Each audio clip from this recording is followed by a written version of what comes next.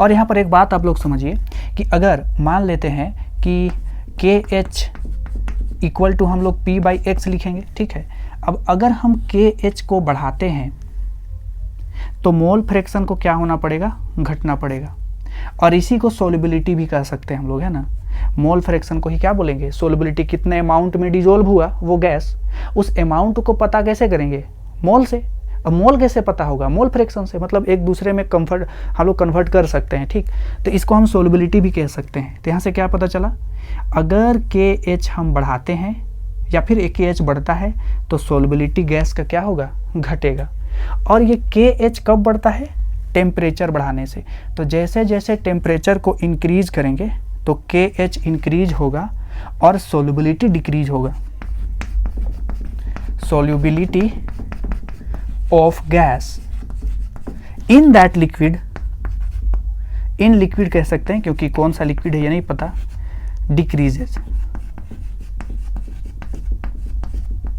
तो यहाँ पे हमने क्या सीखा कि जैसे जैसे टेम्परेचर बढ़ाते हैं KH बढ़ता है और सोल्युबिलिटी घटता है गैस का। मतलब जितना ज़्यादा टेम्परेचर उतना ज़्यादा KH का वैल्यू और उतना कम सोल्युबिलिटी उस गैस का। इसीलिए जो एक्वेटिक एनिमल्स होते हैं, क्योंकि आप लोग को पता होगा कि जो भी एक्वेटिक एनिमल्स हैं वो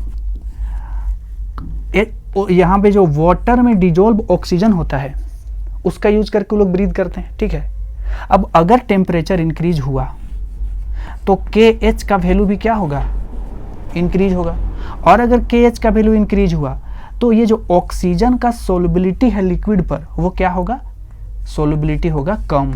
और अगर सोल्युबिलिटी कम हुआ तो जो एक्वेटिक एनिमल है वो अच्छे से सांस नहीं ले पाएंगे, ठीक है, क्योंकि उसको, उन लोगों को जो सफिशिएंट अमाउंट में ऑक्सीजन नहीं मिल पाएगा। इसीलिए हम लोग कहते हैं कि एक्वेटिक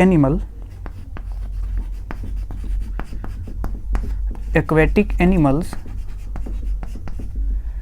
फील्स मोर कंफर्टेबल, इधर लिखता हूं, मोर कंफर्टेबल